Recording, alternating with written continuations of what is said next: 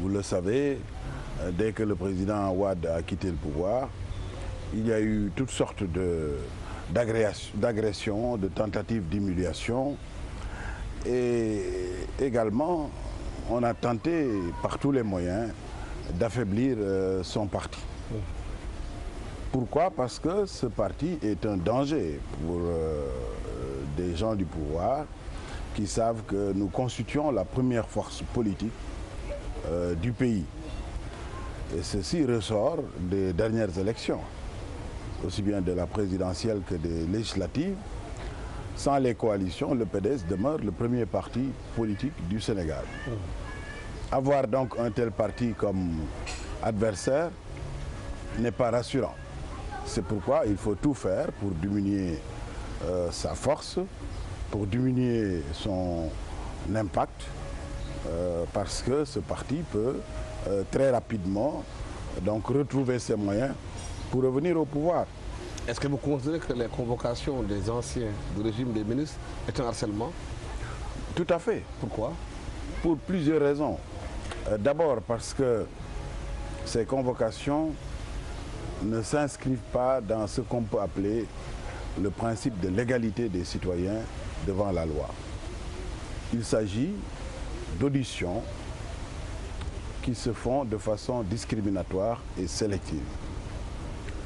Jusqu'ici, vous n'avez pas vu une seule personne appartenant au camp du pouvoir actuel être convoquée ou entendue au niveau de la gendarmerie. Et pourtant, s'il s'agit des audits ou de la gestion de Abdoulaye Wade ou des ministres de Abdoulaye Wade, il y a aujourd'hui d'anciens ministres d'Abdoulaye Wade, d'anciens grands responsables de Abdoulaye Wade qui sont passés du côté du pouvoir, qui sont aujourd'hui avec Macky Sall. Et aucun d'entre eux n'a été convoqué, entendu ou inquiété. Peut-être qu'ils ne sont pas encore convoqués. Non. Il se peut qu'ils puissent être convoqués. Non, je pense que la ficelle est trop grosse. On ne peut pas dire jusqu'ici, depuis qu'on a commencé à convoquer, que tous ceux qui sont convoqués sont ceux qui sont restés avec Abdoulaye Wade et dire que c'est le fait du hasard. Mieux, il y a même des personnes qui étaient sur les listes qui devaient être convoquées, mais dès qu'elles sont passées de l'autre côté du pouvoir, on les a rayées des listes, on les a complètement oubliées. Est-ce que cette information est vérifiée? Non, vous l'avez constaté, vous êtes ici au Sénégal, vous l'avez constaté, vous l'avez vécu avec nous, la presse en a parlé et même s'en est ému. Alors, cela montre, non, on n'a pas besoin de preuves pour ce qui est évident. C'est quelque chose d'évident que tout le monde, c'est un constat simplement qu'il s'agit de faire. Mais je m'en arrêterai pas là. La deuxième raison pour laquelle ces convocations sont suspectes, c'est que s'il s'agit d'auditer le régime de Abdoulaye Wade, on ne peut pas dire qu'on va auditer seulement à partir de 2008. C'est-à-dire après le départ de Macky Sall du parti d'Abdoulaye Wade. S'il s'agit d'auditer le régime d'Abdoulaye Wade, mais le régime d'Abdoulaye Wade a commencé en 2000 jusqu'en 2012. S'il faut donc auditer le régime d'Abdoulaye Wade, il faut commencer en 2000 jusqu'en 2012 et toutes les personnes qui ont eu à occuper des fonctions ministérielles ou qui ont eu à gérer pendant cette décennie d'Abdoulaye Wade, mais doivent être audités, doivent être convoqués, quel que soit aujourd'hui le camp dans lequel ils se trouvent. Mais pour le moment, alors, les audits qui sont exploités sont ceux qu'Abdoulaye Wade avait fait, qu'il a laissé ici en 2008. Il faut les traiter d'abord. Oui, d'accord. Mais même dans ce cas, je vous l'ai dit tout à l'heure, il y a des personnes qui sont concernées, mais qui sont de l'autre côté avec Macky Sall et qui ne sont pas convoquées. Mais il ne faut pas s'arrêter en 2008. Il faut lancer des opérations qui vont jusqu'en 2000. C'est-à-dire, dans ce cas-là, des ministres ou des responsables d'institutions qui sont aujourd'hui avec Macky Sall, que ce soit Moustapha Niasse, Abdoulaye Bathily, Amath Dansokho et Macky Sall lui-même, peut-être quand il finira son mandat. Mais au moins, ceux-là que j'ai cités avant ne sont pas couverts par l'immunité présidentielle. Ils le sont par l'immunité ministérielle comme nous le sommes. Mais est-ce que ça, c'était pas de votre responsabilité? Quand vous êtes venu au pouvoir en 2000, jusqu'en 2012, vous avez toute la latitude de faire l'audit de ces gens-là. Donc je dis, donc si on doit auditer encore une fois le régime d'Abdoulaye Wade, il faut auditer tous ceux qui ont participé au régime d'Abdoulaye Wade. Ça, c'est la Abdoulaye Wade n'avait pas audité ces gens-là. Ça, c'est la deuxième anomalie. Monsieur Ngom, vous ne répondez pas à mes questions. Non, je vais répondre, mais je termine d'abord. Non, je termine d'abord mon raisonnement. Vous avez dit qu'il y a 3 raisons qui font que ces auditions sont suspectes. Je vous en ai cité 2. Oui, la troisième. Alors, la troisième raison, c'est que ces audits se font en violation de la loi et de la Constitution. Pourquoi? Puisque c'est la Constitution, en son article 101, qui dit que les ministres, premiers ministres et le président de la République ne sont justiciables que de la haute cour de justice s'ils sont poursuivis ou s'ils doivent être poursuivis pour des faits qui ont été commis à l'occasion de l'exercice de leurs fonctions. Ce qui est le cas, parce que ce qu'on nous reproche aujourd'hui, ce sont des faits qui concernent la gestion, la fonction ministérielle. À partir de ce moment-là, seule la haute cour de justice peut nous juger. Mais il y a une procédure. Les juristes que nous avons, il y a une procédure. Monsieur le ministre, juste pour préciser, les juristes que nous avons contactés nous ont dit que nous sommes déjà à l'enquête préliminaire. La haute cour n'est pas encore entrée en jeu pour juger, pour écouter qui que ce soit. Que la loi donne légalement aux gendarmes d'écouter n'importe quel ministre, n'importe quel directeur, selon la loi. Je pense que ce raisonnement est totalement spécieux et même dépassé. Pourquoi? Parce que vous avez vu ce qui s'est passé. Nous sommes en plein dans la cour de répression de l'enrichissement illicite. Avant-hier, c'est le procureur spécial auprès de cette cour de l'enrichissement illicite qui lui-même est allé à la gendarmerie de Colobane. Mais là aussi, nous avons regardé la code de procédure pénale, l'article 33, donne légalement au procureur d'assister à toutes les auditions. Oui, mais d'assister, mais pas de participer. D'assister. D'assister.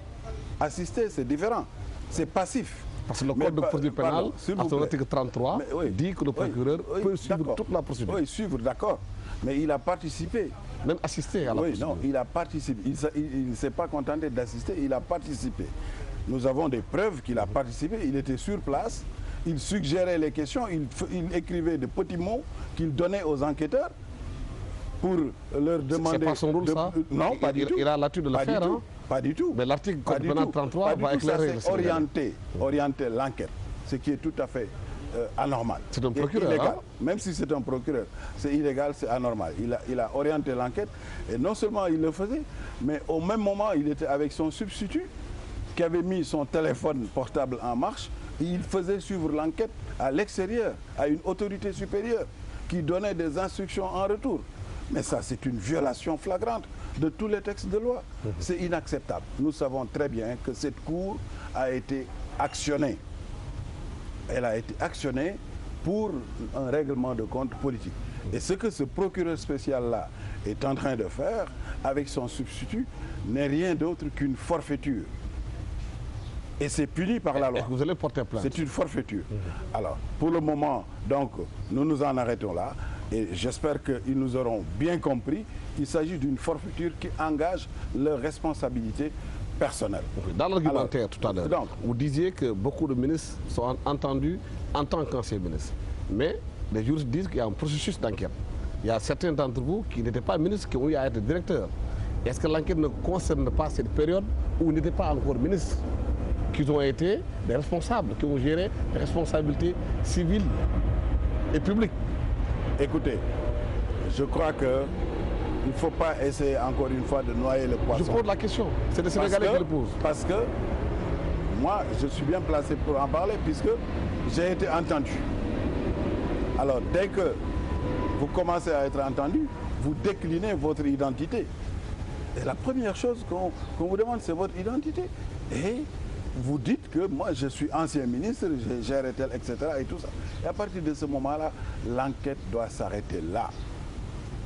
C'est la haute cour de justice qui doit poursuivre cette enquête, qui a une procédure particulière qui est prévue. L'article 101 dit très bien que c'est la procédure qui s'applique au président de la République, qui est traduit devant la haute cour de justice, qui s'applique aussi aux membres du gouvernement, ministre ou Premier ministre. Donc il est clair qu'il y a une violation manifeste de la Constitution et des lois. Et vous avez le loisir aussi de porter plainte pour dénoncer cela. Qu'est-ce que vous allez faire? Ben, nous allons le faire, nous l'avons déjà annoncé et nous allons le faire. Pas une plainte d'ailleurs, des plaintes. Parce qu'encore une fois, il y a beaucoup de délits. Il y a des violations de la loi, de la Constitution, mais il y a des délits aussi qui concernent des personnes particulières que nous allons poursuivre devant les juridictions. Le moment venu, vous le saurez. Oui, monsieur le ministre, on disait tantôt qu'il y a eu parmi vous des gens qui ont été directeurs de société, directeurs de société publique. Et beaucoup estiment aussi que dans l'enquête, il se pourrait qu'ils soient concernés pour cette période-là. Le cas de Karim Wade aujourd'hui, il a été directeur de l'ANOCI avant d'être ministre. Son audition, sur certains points, selon nos informations, concerne cette période-là. Mais selon nos informations aussi, son audition concerne des faits qui ont été commis alors qu'il était ministre. On parle d'un avion qu'il aurait loué ou qu'il aurait utilisé pendant cette période-là. Mais parlons-en. L'avion ou les avions qui ont pu être loués l'ont été par l'État du Sénégal sur instruction du président de la République qui en a le droit, qui en a les moyens. Parce que, rappelez-vous, pendant cette période-là, le président du Sénégal n'avait pas d'avion. Il louait des avions tout le temps. Il en a loué pour des ministres, il en a loué pour même des chefs d'État étrangers et pour les besoins de l'État. Mais dans un État qui se respecte, on ne peut pas utiliser le régulier tout le temps pour faire des missions officielles. Donc, un ministre qui loue un avion sur les instructions du président de la République, mais ce n'est pas sa responsabilité qui est engagée, c'est la responsabilité du président de la République. Il faut aller demander des comptes à ce président de la République. Mais beaucoup estiment que l'avion était à la disposition de M. Karim Wade, pas des autres ministres. Pardon, ça c'est seulement sur l'explication de cette question. Mais au-delà de ça, encore une fois, on n'a même pas le droit de poursuivre cette audition qui concerne des faits qui ont été commis alors qu'il était ministre. C'est la Haute Cour de justice qui est compétente pour ce faire. C'est une violation de la loi et de la Constitution. Est-ce que la gendarmerie ne peut pas faire l'enquête préliminaire?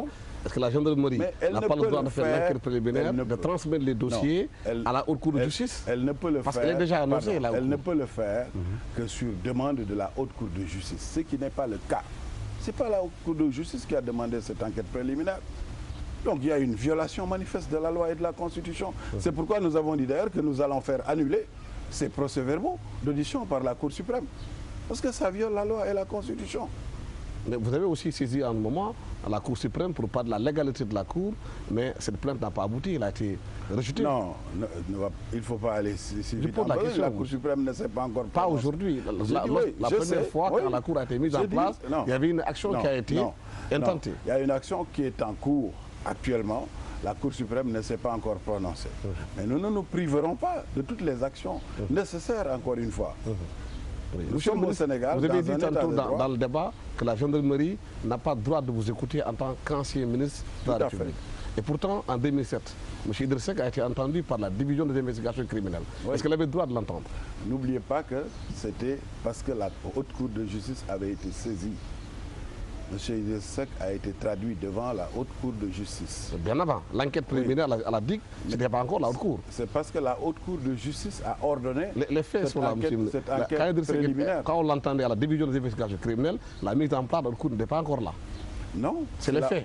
C'est la Haute Cour de justice avait été saisie déjà. Elle n'était pas encore mise en place. Ça, non. Je suis formel, monsieur le ministre. Bon. Donc je prends acte. Idriss Seck a été entendu par la division d'investigation criminelle avant la mise en place de la Haute Cour de justice. Être là-bas aussi, vous n'avez pas, vous, en ce moment, violé la loi. Même si c'est possible. Mais nous n'avons jamais dit que nous n'avons pas violé la loi.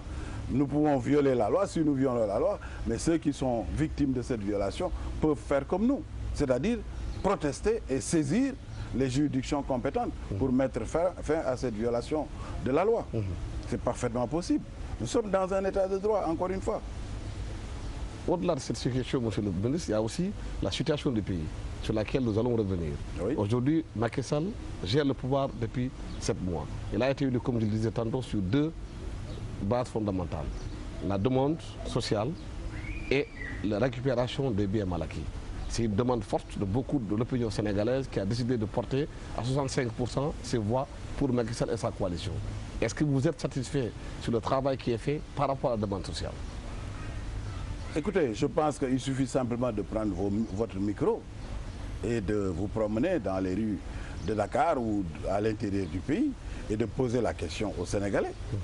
Ils vont vous dire tous, ça ne marche pas, que c'est la désillusion, ils sont déçus parce que aucun des engagements concernant la demande sociale n'a été respecté. Aucune des promesses n'a été tenue. En ce qui concerne d'abord le prix des denrées de première nécessité, qui est la première demande sociale, ou en tout cas qui est le premier engagement pris par Macky Sall et ses alliés, bien au contraire, les prix ont flambé. Pas plus tard que cette semaine encore, le prix de l'huile a flambé de 800 francs. Ce qui ne s'est jamais vu. Les populations sont complètement désemparées. Tous les prix montent chaque semaine. Et le gouvernement nous dit, oui, je n'y peux rien, c'est la conjoncture internationale. Quand on le disait, à l'époque, on disait, non, non, vous pouvez faire plus. Et là, le gouvernement dit, voilà, j'ai mis 8 milliards, c'est ce qu'a dit le Premier ministre, de subventions pour bloquer la hausse des prix et tout ça. Mais c'est dérisoire. Mais l'argumentaire qu'ils avancent, eux, c'est qu'ils ont trouvé un pays complètement dévasté. Non, c'est dérisoire. Il n'y a pas d'argent au pays. Attendez, qui devait servir à faire on va y revenir. C'est dérisoire, d'abord. Parce que rappelez-vous, lorsqu'il y a eu la crise économique de 2008 et 2009, Abdoulaye Wade, lui, il a bloqué les prix, il a subventionné les prix et il a mis combien? 372 milliards de francs. 372 milliards pour éviter une flambée des prix. Aujourd'hui, le gouvernement nous parle de 8 milliards. C'est dérisoire. Parce que le gouvernement a comme argument, l'argent du budget qui était là, qui devait être consommé pendant les 12 mois, a été complètement dévasté par l'ancien régime. C'est ce qu'ils avancent comme argument. Ça c'est totalement faux. Pourquoi? Parce que le Sénégal a eu une gestion des finances publiques des plus vertueuses et des meilleures. Parmi les 5 pays de l'UEMOA qui sont sous ISPE, avec donc un programme avec le Fonds monétaire international, le Sénégal a été le meilleur élève, le meilleur pays. Il a eu les meilleures performances en matière de gestion des finances publiques. Ça, c'est attesté par deux revues du Fonds monétaire international qui ont eu lieu après le départ d'Abdoulaye Wade. Ce n'est pas au moment où Abdoulaye Wade était là. Après le départ d'Abdoulaye Wade, il y a eu 2 revues du Fonds monétaire international qui ont été concluantes avec des communiqués officiels du Fonds monétaire international que vous pouvez lire, où il dit que voilà, le Sénégal est le meilleur élève parmi les 5 pays de la zone UEMOA, donc bénéficiant de l'ISPE. Donc nous avons une bonne gestion et une bonne tenue des finances publiques. Deuxième chose, qui est encore plus récente, il y a quelques semaines, il y a 3 semaines, il y a eu une déclaration faite par l'économiste en chef de la Banque mondiale pour l'Afrique. Vous pouvez le lire, je vous renvoie au journal Le Soleil des 3 et 4 novembre 2012, l'économiste en chef de la Banque mondiale qui dit de façon très claire que le Sénégal est cité parmi les pays qui ont réalisé des gains significatifs. Il a cité 3 ou 4 autres pays, mais le Sénégal est le premier pays cité. Alors, vous croyez que ces économistes ou bien ces institutions internationales ont apprécié la gestion des 6 mois du régime de Abdoulaye Macky Sall? Non, ce n'est pas possible. La gestion qui a été appréciée de façon aussi positive, c'est la gestion de Abdoulaye Wade avec son ministre des Finances, Abdoulaye Diop, parce que tout simplement, cette gestion a été une gestion performante et parce que aussi ces institutions n'apprécient pas une gestion qui est en cours, qui a fait 6 mois, qui n'est qu'une projection, qui n'a pas encore réalisé quoi que ce soit. On ne peut pas dire qu'en 6 mois ou en 7 mois, Abdoulaye et son gouvernement ont redressé une situation que vous qualifiez tout à l'heure de catastrophique. C'est eux-mêmes qui l'ont dit. Mais avec tout ce travail que vous avez fait pour les populations, pourquoi les Sénégalais ont décidé de vous renvoyer dans l'opposition? Pardon, je termine.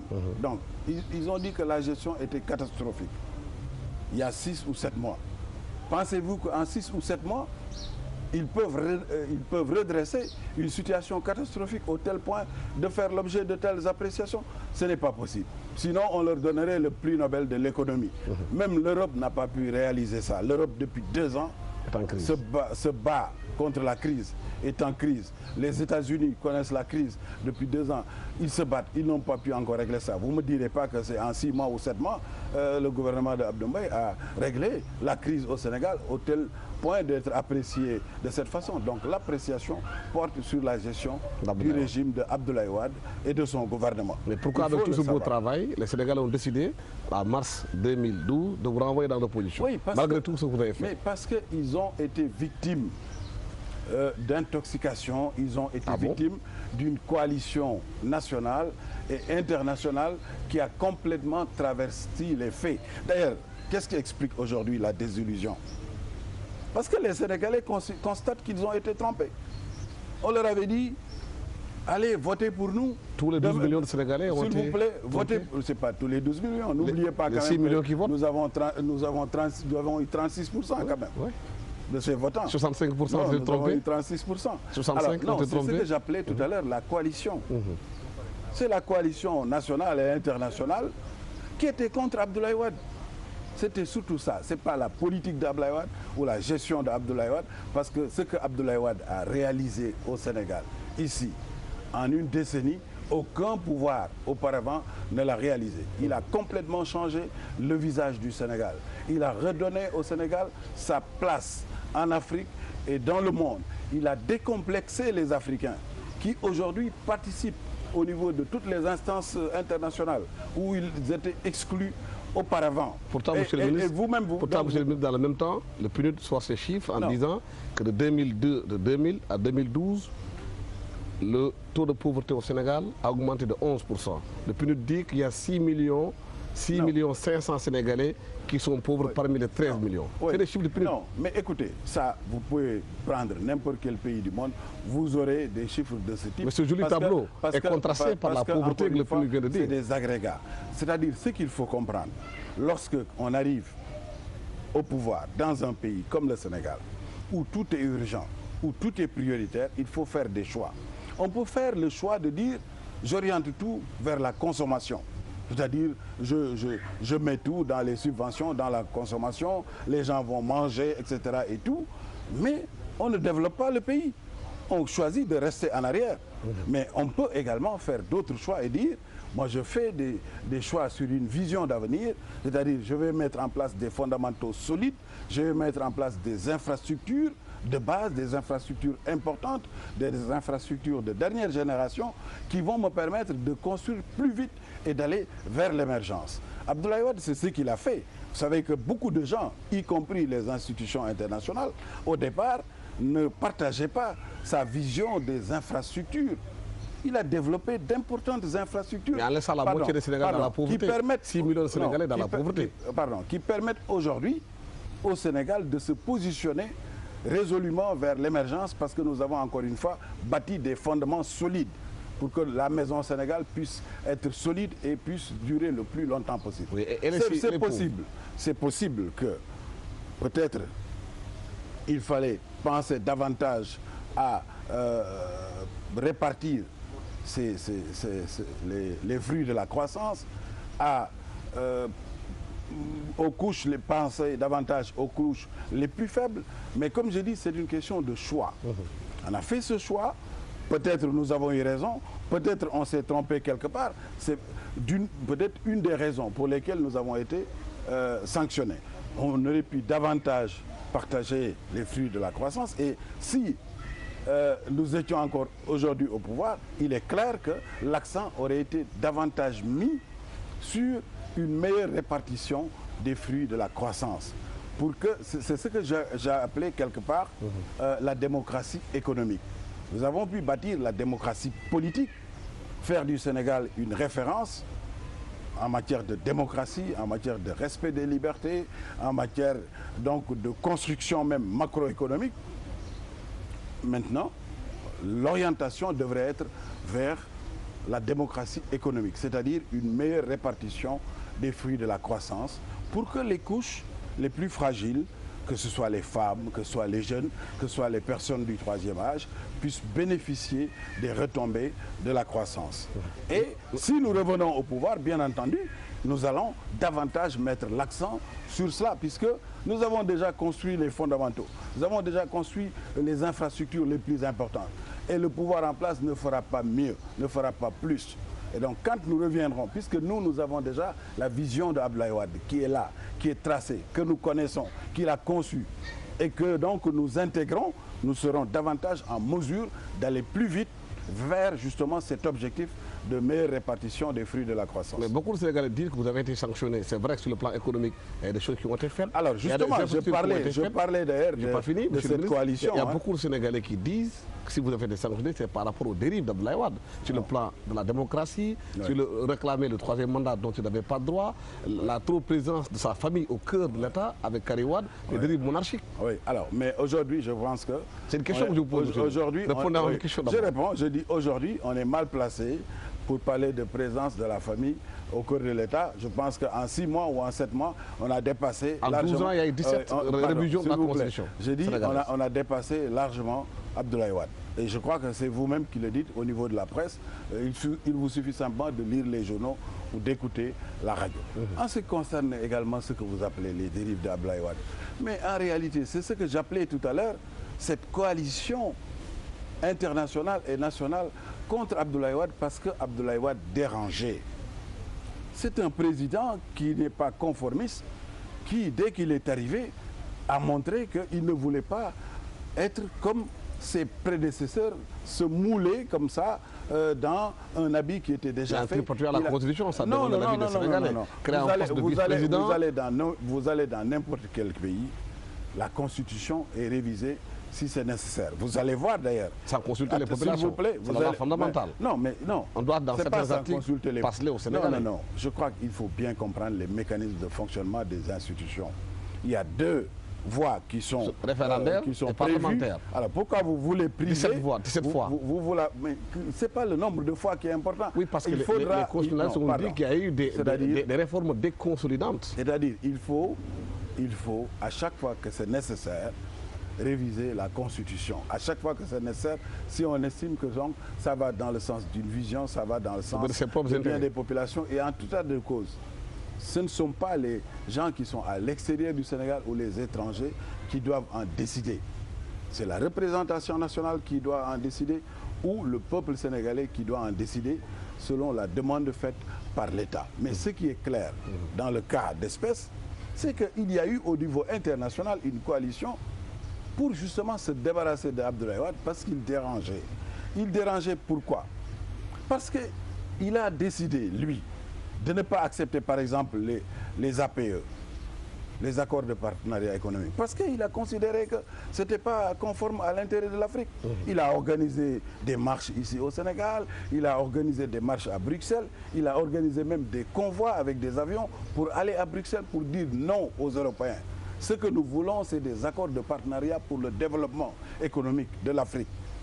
Et aujourd'hui, beaucoup de voix s'élèvent pour dire « Ah oui, il faut modifier les accords de partenariat économique ». Même le président français qui est passé ici au Sénégal récemment, François Hollande, vous l'avez entendu dire à l'Assemblée nationale, oui, nous n'excluons pas qu'on puisse réformer un peu les APE pour mieux tenir compte donc des intérêts d'Afrique. Il donne raison à Abdoulaye Wade a posteriori. Mais pourtant, alors qu'Abdoulaye Wade s'est battu pour ça. Cette coalition internationale alors, la coalition... qui a fait tomber Abdoulaye Wade, comme vous le dites, que vous dénoncez aujourd'hui, pourtant, elle s'est servie d'Abdoulaye Wade quand elle a voulu faire chuter Kadhafi. Abdoulaye Wade a été transporté à Benghazi pour demander à Kadhafi de quitter le pouvoir, de s'ingérer dans la politique intérieure de la Libye. Non, vous savez, Abdoulaye Wade... C'est la réalité des faits. Abdoulaye Wade est d'abord un panafricain. Oui, en demandant à Kadhafi de quitter le pouvoir. C'est un panafricain. Au nom de la France. Pardon, s'il vous plaît. C'est un panafricain, c'est un humaniste. Et c'est également un homme d'État et un juriste. Il avait vu que quel que soit Alpha, la communauté internationale qui était décidée à se débarrasser de Kadhafi avait les moyens de le faire et pouvait le faire. Il voulait donc éviter à l'Afrique cette humiliation. Il voulait éviter à Kadhafi également de perdre sa vie comme ça. Donc qu'il quitte le pouvoir vivant. et dans les honneurs plutôt que dans les déshonneurs. Et il voulait également, en tant qu'humaniste, vraiment aider à éviter des pertes en vie humaine en Libye. Tout le monde sait qu'Abdoulaye Wade était beaucoup plus un ami de Kadhafi. Ils ont travaillé sur beaucoup de grands dossiers, notamment sur l'Union africaine, sur le projet des États-Unis d'Afrique et sur beaucoup de questions panafricaines. Mais est-ce que le fait que Abdoulaye Wade soit intervenu dans le dossier libyen de façon intempestive, parce que c'est une politique intérieure de la Libye, vous ne pouvez pas en même temps dénoncer la coalition qui l'a fait tomber. Il faut comparer ce qui est... C'est important. Non, il faut comparer... Parce que si vous dites que vous n'avez pas le droit de dire ce que je passe chez moi, vous n'avez pas aussi le droit de dire ce qui se passe chez eux. Non, je n'ai pas dit ça. C'est-à-dire, ce qu'il faut comprendre, il faut comparer ce qui est comparable. Un pays... C'est de l'ingérence, dans tous les cas. Non, ce n'est pas de l'ingérence.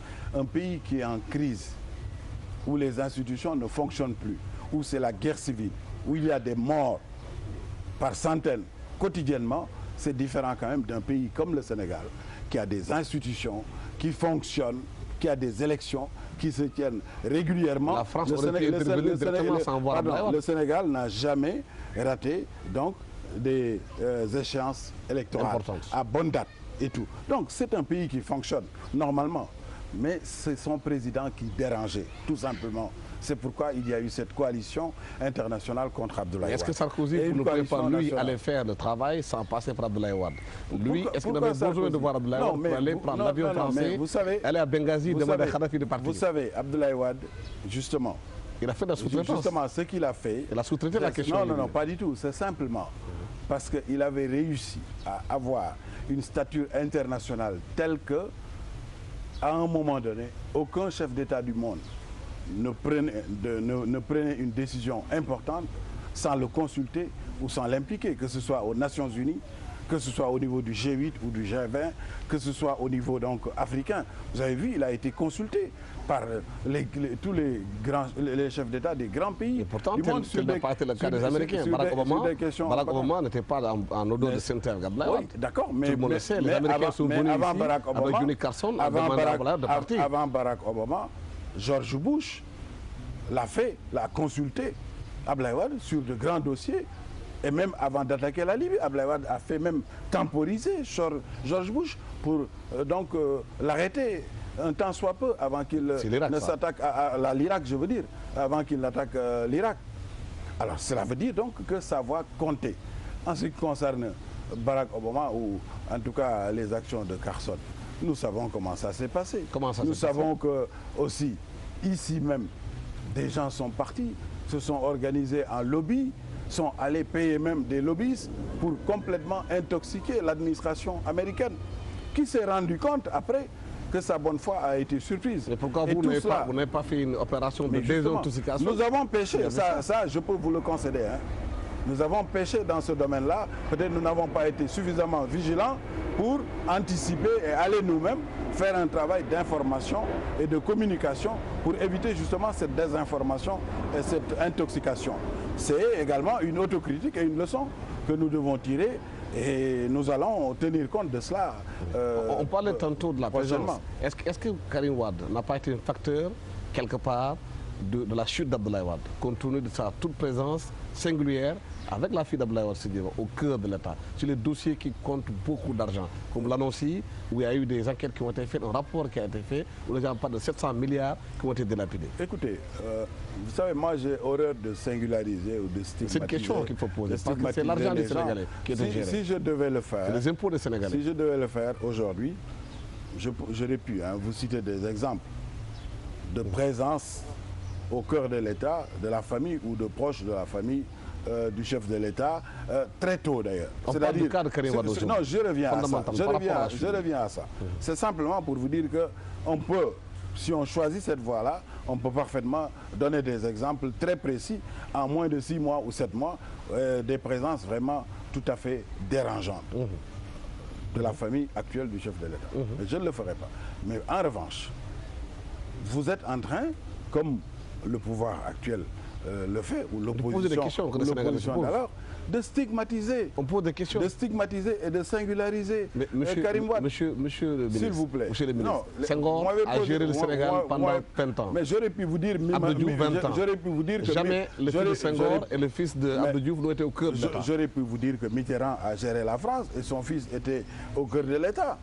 était son conseiller spécial au niveau de l'Élysée, a travaillé avec lui sur les dossiers africains. Mais n'a pas eu autant de pouvoir qu'il avait. J'aurais pu vous citer. Autant de pouvoir. Vous ne pouvez pas savoir les pouvoirs qu'il avait. Ah si? Vous ne pouvez pas savoir. Le problème... C'est le ministère le plus important de tous les ministères du Sénégal. Le problème, c'est la compétence de la personne qui peut donc être utile au pays, être utile au travail que nous sommes en train de faire. Encore une fois, il ne s'agit pas de stigmatiser, c'est ce qui continue d'être... Ne pas stigmatiser, monsieur le ministre. C'est la transparence, c'est posé ce qui continue d'être... Vous gérez en ce moment l'argent des Sénégalais. Vous posez des questions et vous répondez Non, je pose la question. Laissez-moi répondre aux questions. Vous gérez l'argent des Sénégalais, on a le droit de vous demander. D'accord, mais je suis en train de répondre, vous répondez à ma place. Non, non, pas du tout. Laissez-moi répondre. Je précise. Oui, mais non, c'est précis. Je vous ai parfaitement compris. Alors, je veux simplement vous dire que c'est ce qui se passe actuellement. Au niveau des audits, on dit oui, on veut auditer personne, on veut auditer tout le monde. Nous voulons auditer les anciens dignitaires du régime de Abdoulaye Wade. Comme je vous l'ai dit, oui, des anciens dignitaires qui sont de l'autre côté, on ne les audite pas. Mais même pour les anciens dignitaires qui sont du côté d'Abdoulaye Wade encore, on met en épingle Karim Wade.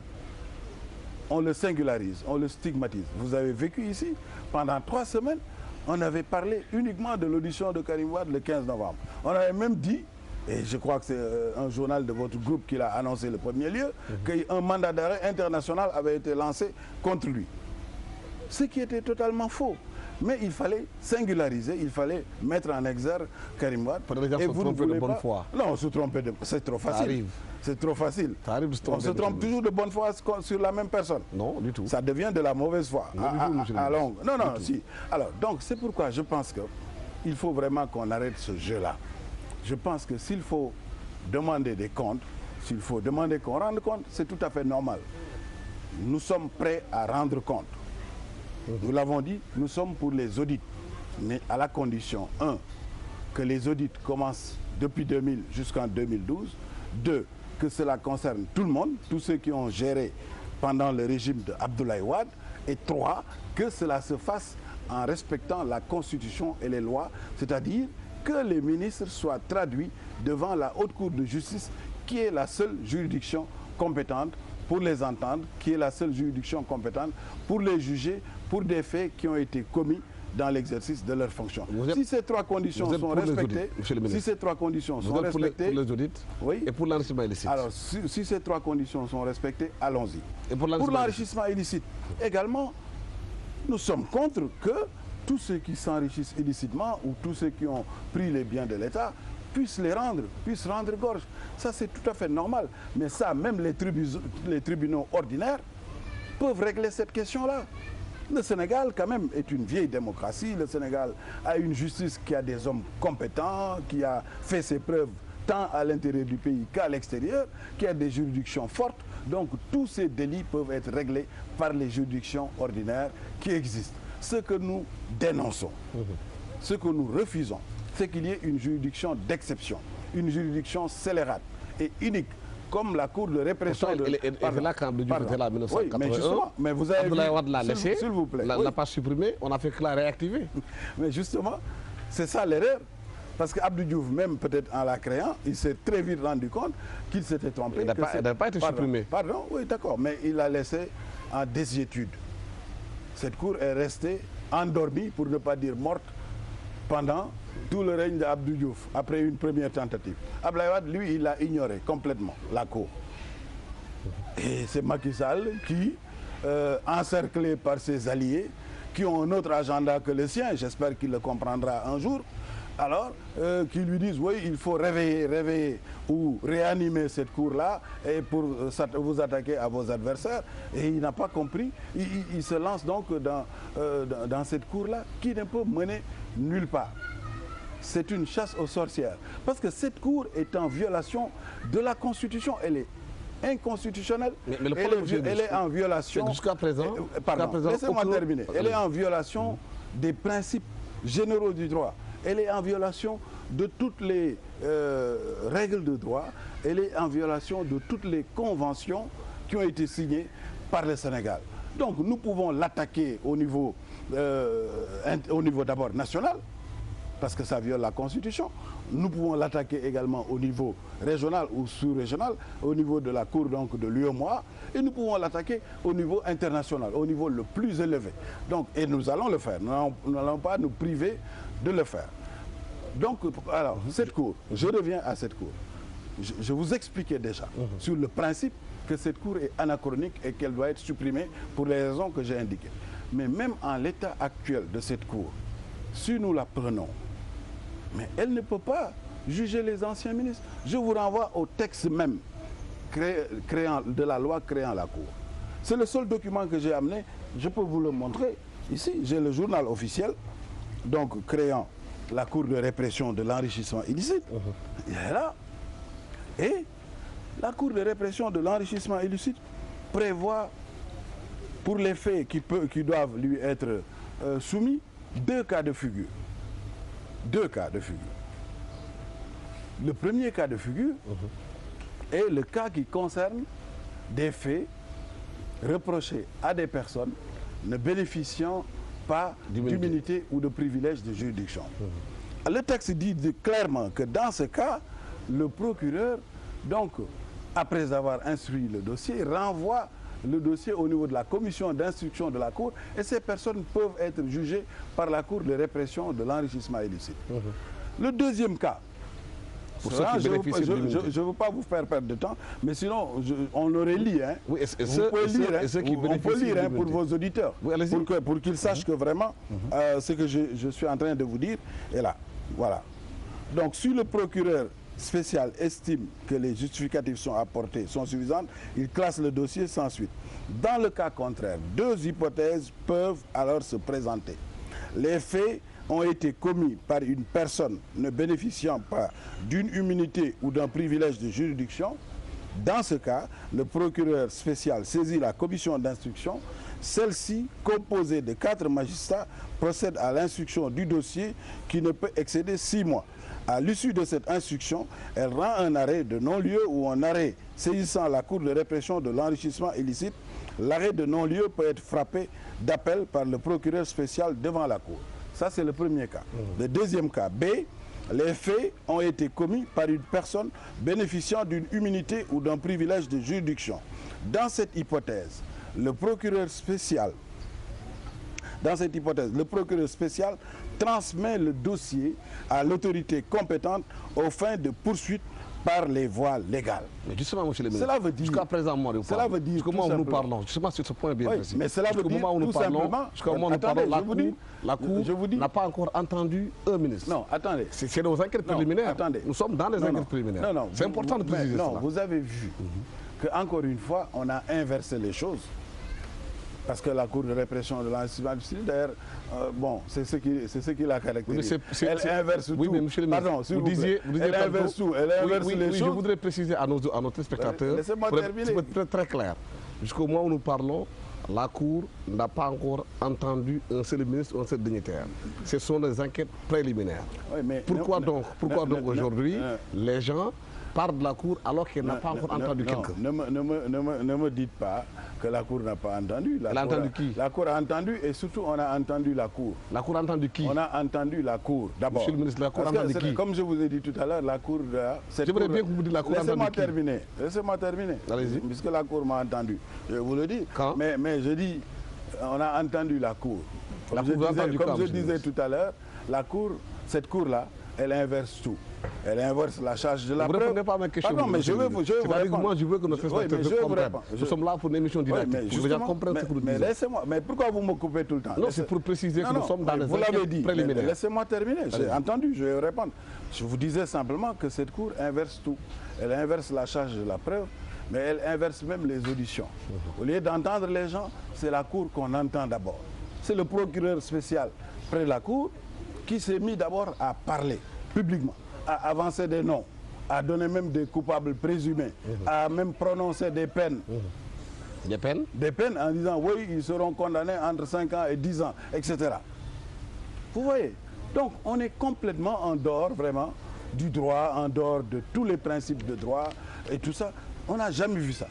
Alors récemment, ou avant-hier, on a vu le procureur spécial aller participer lui-même à une audition, donner des mots au fur et à mesure que l'enquête avance aux enquêteurs pour leur dire poser telle question, faites ceci, etc. Et son substitut dans la même salle, avoir son téléphone portable ouvert et rendant compte directement et immédiatement, instantanément à une autorité supérieure qui donne des instructions, mais c'est une violation de toutes les règles de droit. Je disais, le code de procédure pénale, à son article 33, donne prérogative au procureur d'assister à toute la procédure.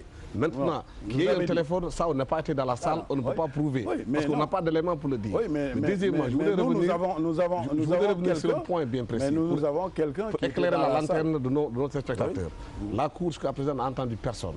Il n'y a eu que des enquêtes préliminaires. Est-ce que, sur le plan formel, aujourd'hui, les Sénégalais n'ont pas entendu le procureur entendre quelqu'un parmi les ministres? Vous ne m'avez pas compris, parce que je vous ai expliqué ça depuis le départ. Même s'agissant de l'enquête préliminaire. Lorsque la Cour, par exemple, décide de convoquer quelqu'un et que la personne arrive, même pour l'enquête préliminaire, mais dès que la personne arrive et qu'elle décline son identité, on sait si c'est un ancien ministre ou si c'est un... Mais ça, c'est face aux gendarmes, monsieur le ministre. Non, je dis même face aux gendarmes. Attendez, c'est ce que je suis en train de vous expliquer. La gendarmerie ne doit pas vous écouter, attendez. Je dis donc même, donc dès que la personne décline son identité, on sait qui elle est. Si c'est un ancien ministre, mais est-ce que la gendarmerie a prérogative de vous entendre? Encore une fois, vraiment, sinon on ne peut pas discuter. Laissez-moi terminer. Je veux qu'on précise. Non, justement, mais c'est précis. Vous m'avez parlé de l'enquête préliminaire. Je suis en train de répondre sur l'enquête préliminaire. Je vous dis, au niveau de l'enquête préliminaire, dès que vous arrivez devant les gendarmes, peut-être en arrivant, vous ne savez pas pourquoi vous êtes convoqué. C'est pourquoi, par respect pour la gendarmerie et pour la police, on vous convoque, vous allez répondre. Vous répondez à la convocation et quand vous arrivez, dès qu'on commence l'audition, vous commencez par décliner votre identité. Dès que vous déclinez votre identité, forcément vous dites « je suis ancien ministre de tel ou de tel, etc. Dans le gouvernement d'Abdoulaye Wade, j'ai géré pendant telle période. » Donc le gendarme ou le policier ou le procureur, s'il est assis là, ils ne peuvent plus ignorer votre identité. Ils savent qui vous êtes. Si vous êtes un ancien ministre, ils savent qu'ils ne peuvent pas.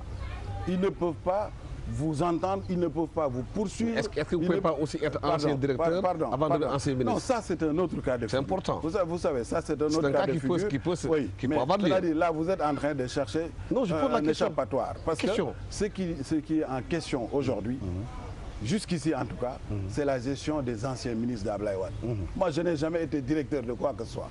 Je n'ai jamais été fonctionnaire. Je suis du privé. J'ai travaillé dans le privé avant de travailler l'État. Il y a d'autres qui sont dans le même cas. Donc si nous sommes entendus, s'il vous plaît, mais je suis en train de vous dire, ça vous prenez un cas particulier. Moi, encore une fois, je vous dis, j'aime pas particulariser ou singulariser les choses.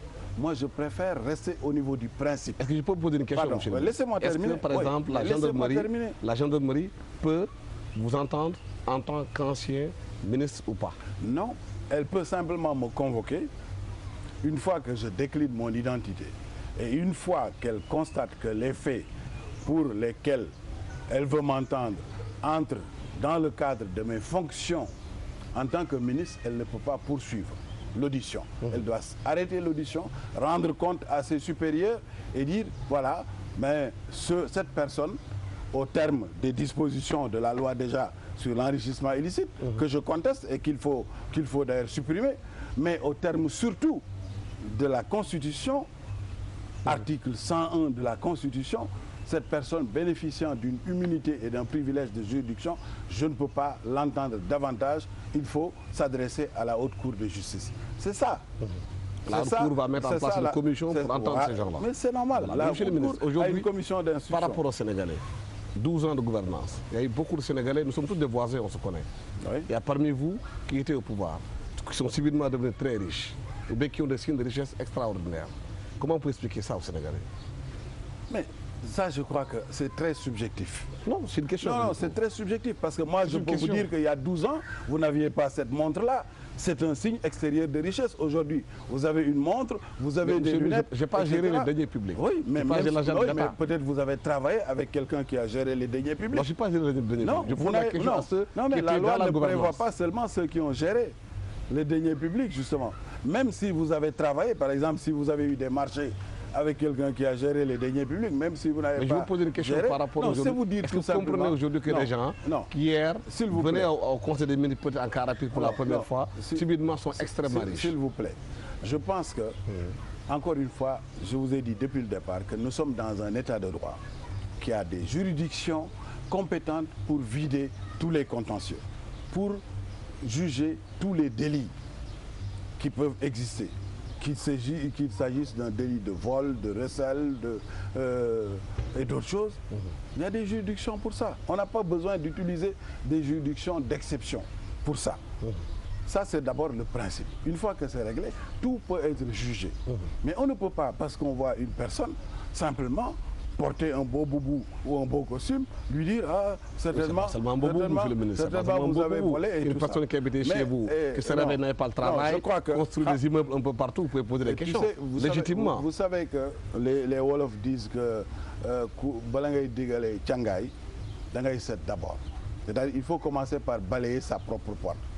Si vous regardez aujourd'hui des gens qui sont au pouvoir et qui peut-être sont les plus grands chantres de cette chasse aux sorcières, vous constaterez que les locataires dont vous parlez, ou les gens qui n'avaient rien au début de l'alternance, beaucoup d'entre eux se trouvent aussi du côté du pouvoir actuel et aujourd'hui ont des milliards. Est-ce que les Sénégalais n'ont pas le droit de réclamer justement par rapport à la gestion de leurs deniers, qui est de la transparence, que l'argent qui appartient aux Sénégalais soit géré de manière efficiente, qui puisse poser des questions par rapport à ceux-là qui gèrent l'argent et ceux-là qui gèrent aujourd'hui? Moi, je suis totalement d'accord. Je suis totalement d'accord pour que ceux qui ont géré rendent compte et qu'on puisse également constater s'ils ont bien ou non géré les deniers de l'État. Mais il faut le faire en respectant les textes, la forme et le fond. C'est-à-dire, encore une fois, il y a des lois. Et il y a la Constitution qui règle toutes ces questions. Il faut respecter simplement les textes et ne pas faire de la discrimination ou de la sélection. Il faut que tout le monde soit sur un pied d'égalité, qu'on puisse juger aussi bien des gens qui sont restés avec Abdoulaye Wade que des gens qui l'ont quitté ou des gens qui sont avec Macky Sall et qui ont eu à gérer pendant le régime d'Abdoulaye Wade. Et à partir de ce moment-là, les vaches seront bien gardées. Merci, monsieur le ministre Ousmane Ngom, d'avoir été avec nous. Merci infiniment d'avoir accepté votre invitation. Je rappelle que vous étiez avec monsieur le ministre Ousmane Ngom, ex-ministre de l'Intérieur, ex-ministre d'État, responsable libéral, député à l'Assemblée nationale, vice-président de l'International libéral. Merci à toute l'équipe technique de la TFM qui m'a accompagné. Au revoir.